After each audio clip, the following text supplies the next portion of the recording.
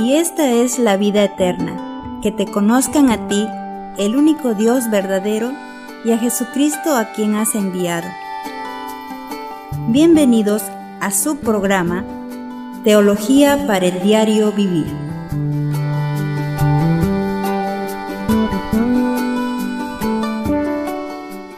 Bienvenidos al programa Teología para el Diario Vivir.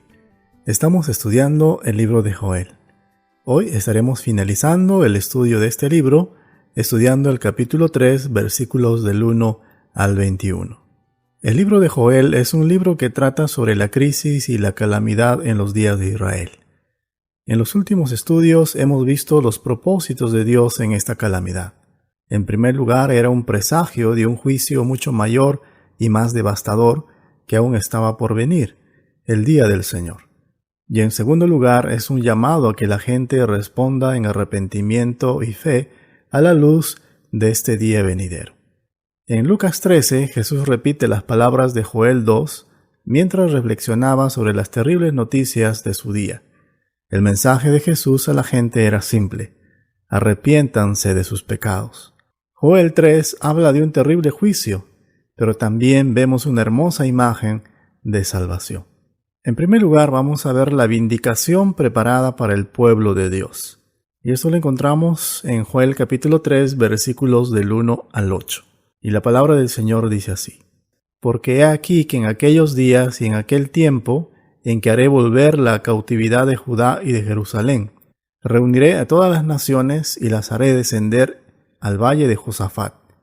Y allí entraré en juicio con ellas a causa de mi pueblo, y de Israel mi heredad, a quien ellas esparcieron entre las naciones y repartieron mi tierra. Y echaron suerte sobre mi pueblo, y dieron los niños por una ramera y vendieron las niñas por vino para beber.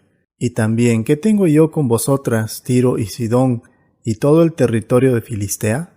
¿Queréis vengaros de mí?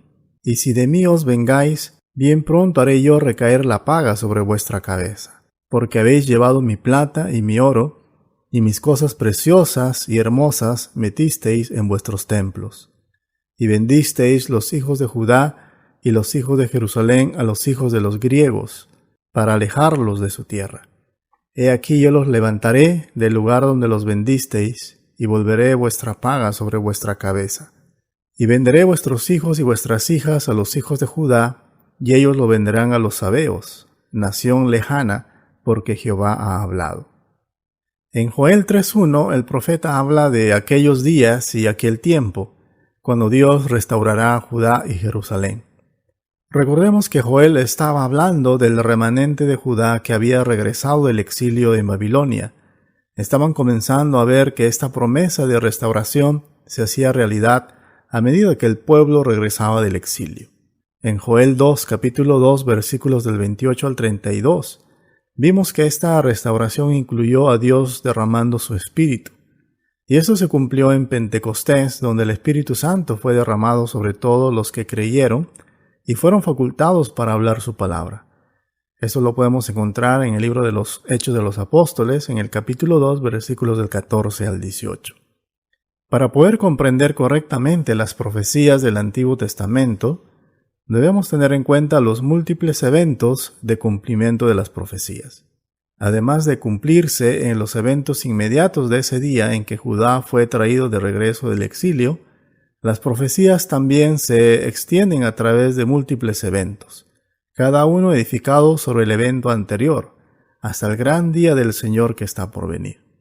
En los estudios previos, el enfoque de esta profecía ha sido la bendición de la restauración, reconciliación y presencia de Dios con su pueblo. Sin embargo, en el capítulo 3, Joel cambia de tema y las cosas se ponen un poco sombrías. En Joel capítulo 3, versículos 2 al 6, la acción inmediata que tendrá lugar en aquellos días y en aquel tiempo es el juicio de Dios. Dios mismo reunirá a las naciones en el valle de Josafat, que significa Dios ha juzgado, para un juicio final y decisivo. Dios es el actor de este juicio, en nombre de su pueblo y su heredad Israel. Y la razón de su juicio son las acciones atroces y despreciables de las naciones contra Israel. Crímenes que nos cuesta imaginar, como el echar suertes por vidas humanas, cambiar a un niño por una prostituta y vender a una niña por el disfrute del vino. Las naciones también tomaron la plata y el oro de Dios, se llevaron sus ricos tesoros a sus templos y vendieron al pueblo de Judá y Jerusalén a los griegos, para sacarlos de su propia tierra. Tiro, Sidón y Filistea tipifican el tipo de enemigos que tiene Israel. Históricamente, las ciudades costeras de Tiro y Sidón fueron centros de comercio de esclavos. Eran ciudades emblemáticas de la maldad en su época. Dios trae su juicio sobre ellos por el gran mal que habían hecho. Hay una referencia a este mal en Joel 3:19, donde Joel habla de la violencia de Egipto y Edom contra el pueblo de Judá, habiendo derramado sangre inocente en su tierra. En Joel 3:21, Dios promete vengar su sangre. La idea aquí es esta: Dios conoce la totalidad de los pecados cometidos contra Él, y Él viene en juicio personalmente. Además de conocer los pecados cometidos contra Él, Dios también conoce bien el sufrimiento de su pueblo. Así como estas palabras fueron un consuelo para el pueblo de Israel en su día de exilio, también son un consuelo para nosotros hoy, cuando compartimos los dolores y la persecución de la Iglesia en el mundo entero. Los cristianos que son perseguidos en todo el mundo y tratados como la escoria de la tierra son joyas preciosas a los ojos de Dios. Dios no solo se limita a conocer su sufrimiento, Él se moverá para actuar en juicio. En Joel capítulo 3, versículos del 4 al 8, Dios repetidamente promete atacarlos con rapidez y pagarles por todo lo que hicieron. Parte del juicio y la restauración de Dios es vindicar a su pueblo de todo su sufrimiento. Históricamente sabemos que esto le sucedió a Tiro y Sidón alrededor del año 300 a.C., cuando Alejandro Magno sitió estas ciudades costeras.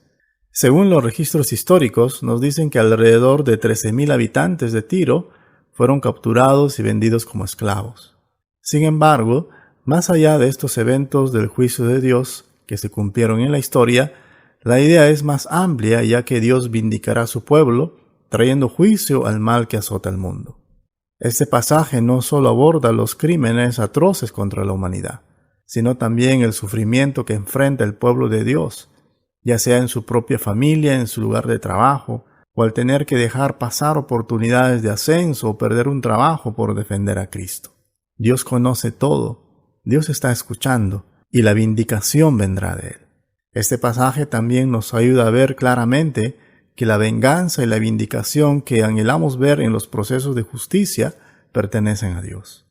Por ansiosos y desesperados que podamos estar al ver las diferentes injusticias que hay por todo lugar y que aparentemente no se hace nada, podemos confiar y saber que la venganza le pertenece al Señor. Él actuará en juicio contra las naciones para la vindicación de su pueblo. Él ciertamente viene a juzgar a las naciones y lo hará con rapidez. En segundo lugar, vamos a ver el juicio proclamado contra los enemigos de Dios. Y esto lo encontramos en el capítulo 3, versículos del 9 al 16, que dice: Proclamad esto entre las naciones, proclamad guerra, despertad a los valientes, acérquense, vengan todos los hombres de guerra. Forjad espada de vuestros asadones, lanzas de vuestras hoces, diga el débil, fuerte soy. Juntaos y venid, naciones todas de alrededor, y congregaos. Haz venir allí, oh Jehová, tus fuertes. Despiértense las naciones y suban al valle de Josafat, porque allí me sentaré para juzgar a todas las naciones de alrededor. Echad la hoz, porque la mies está ya madura. Venid, descended, porque el lagar está lleno. Rebosan las cubas, porque mucha es la maldad de ellos. Muchos pueblos en el valle de la decisión, porque cercano está el día de Jehová en el valle de la decisión. Y el sol y la luna se oscurecerán, y las estrellas retraerán su resplandor. Y Jehová rugirá desde Sión, y dará su voz desde Jerusalén, y temblarán los cielos y la tierra, pero Jehová será la esperanza de su pueblo y la fortaleza de los hijos de Israel. En Joel capítulo 3, versículos del 9 al 12, Dios lanza un desafío a las naciones y los convoca a la batalla. Dios habla con un tono fuerte, autoritario y con una voz de mando, voz de quien está absolutamente seguro de la victoria. Esta sección comienza con Dios mandando a las naciones a congregarse o santificarse para la guerra. Este lenguaje de consagración es algo que no esperamos escuchar en un desafío para la guerra.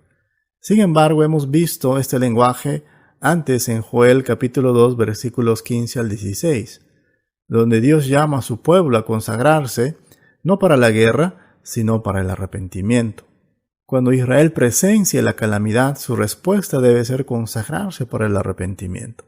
También hay una sensación de urgencia generalizada, ya que las naciones están llamadas a reunir todas sus fuerzas, a transformar sus herramientas agrícolas en herramientas militares, e incluso a los débiles a convertirse en guerreros. Cuando todas las naciones estén reunidas en toda su capacidad, se encontrarán reunidas no para combatir, sino para juicio. En la cima de su rebelión, en el máximo de sus fuerzas, no les espera nada más que el juicio aplastante de Dios. Mientras se preparan para la guerra, Dios se sienta para juzgarlos. Hay casi cierto sarcasmo en este desafío. Estas naciones no tienen absolutamente ninguna posibilidad de ganar. Ni siquiera habrá un combate. El alcance de ese juicio es completamente aplastante. En Joel capítulo 3, versículos 3 y 14, notamos un cambio en el uso del lenguaje de metáforas militares a metáforas agrícolas. El versículo 13 nos da una imagen de una hoz que ciega la cosecha madura. Después de cosechar las uvas, se echan en un lagar y allí se pisan. De igual manera será el peso aplastante de la ira de un Dios santo presionando sobre sus débiles enemigos. Antes de que pensemos que esto es solo ira del Antiguo Testamento, vayamos a Apocalipsis capítulo 14, versículos del 14 al 20, donde Jesucristo toma esta misma imagen de juicio. El alcance de este juicio tiene sangre fluyendo del lagar por 1,600 estadios, que son aproximadamente unos 300 kilómetros. Se acerca un juicio y será terrible. Ninguno podrá soportarlo. Si estuviéramos de pie ante la ira del Dios Santo de esta manera, seríamos completamente aplastados. Podríamos pensar que este tipo de juicio está reservado solo para los asesinos, violadores y todos los que hacen grandes males. Seguramente puedes pensar que eso no se aplica a personas buenas como tú. Pero Dios conoce todo de nosotros, aún nuestros pensamientos más profundos y los pecados secretos que cometemos. Dios sabe todo. Y Él no solo los conoce y los ve, sino que se ofende personalmente por todo el mal que ve. Dios viene en juicio personal. Todos los pecados que cometemos son ofensivos primeramente a Dios. El pecado refleja nuestra rebelión contra su gobierno y nuestro rechazo hacia su persona, y por lo tanto somos sus enemigos.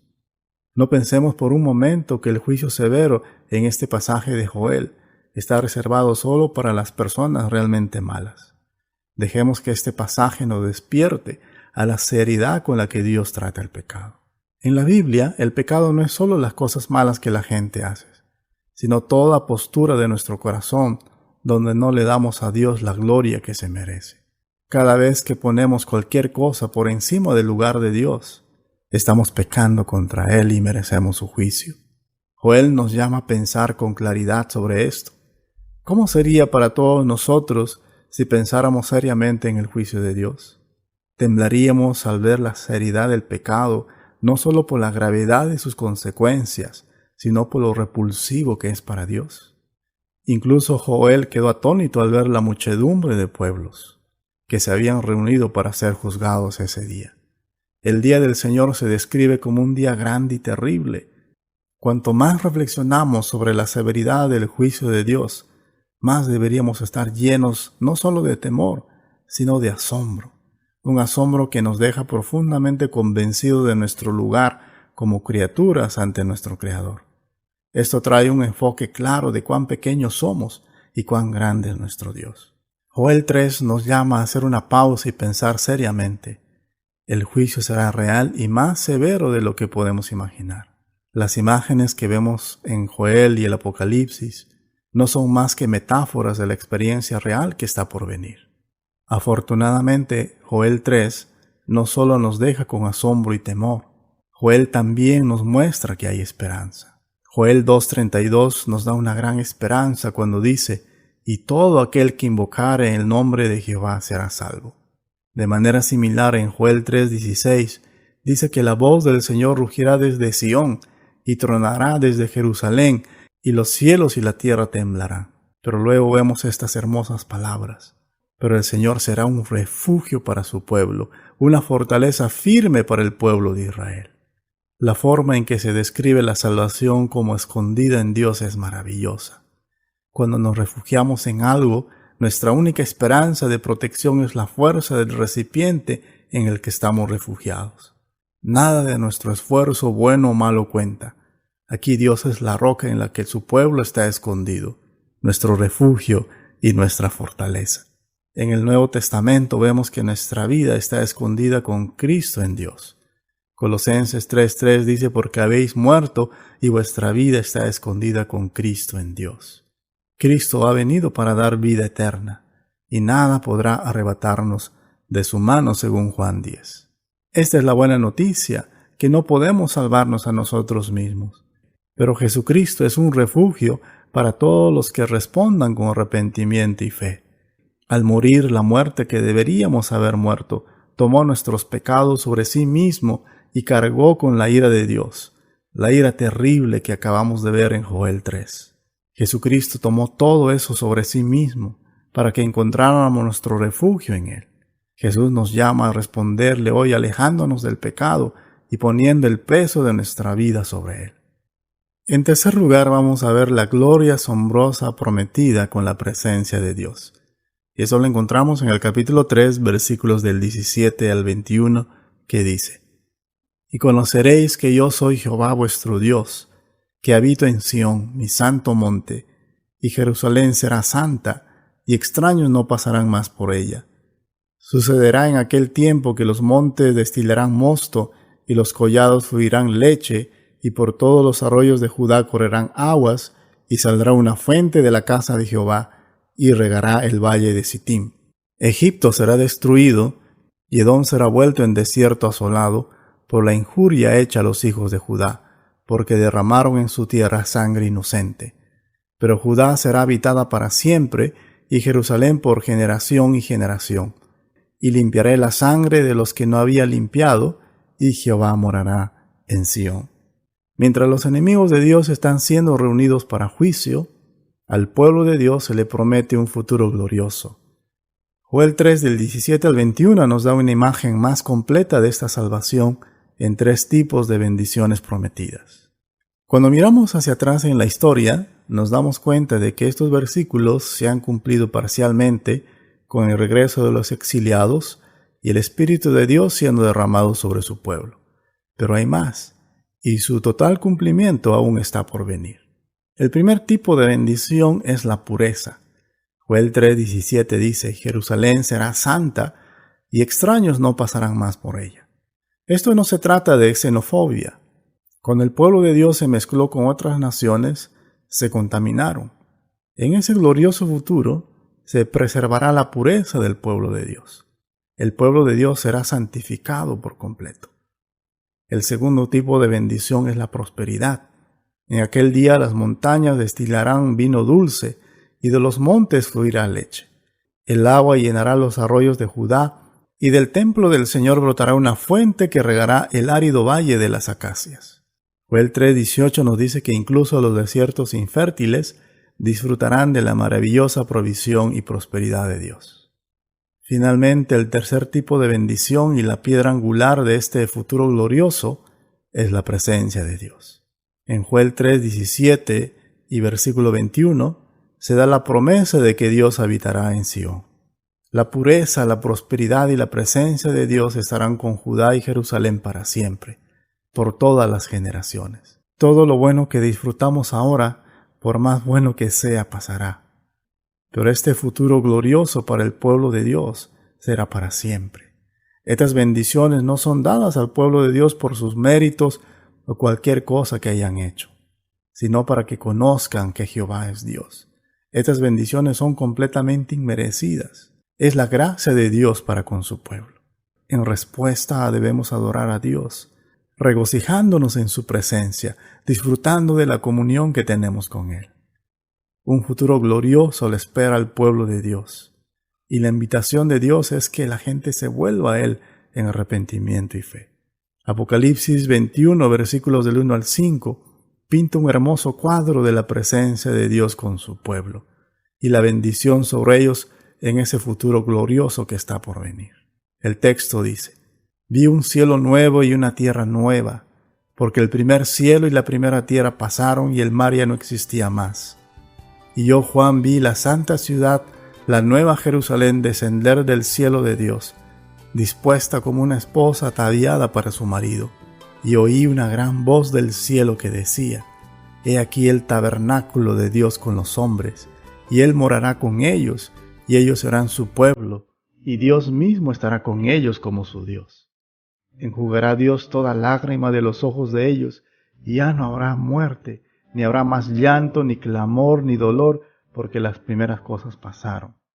Y el que estaba sentado en el trono dijo: he aquí yo hago nuevas todas las cosas.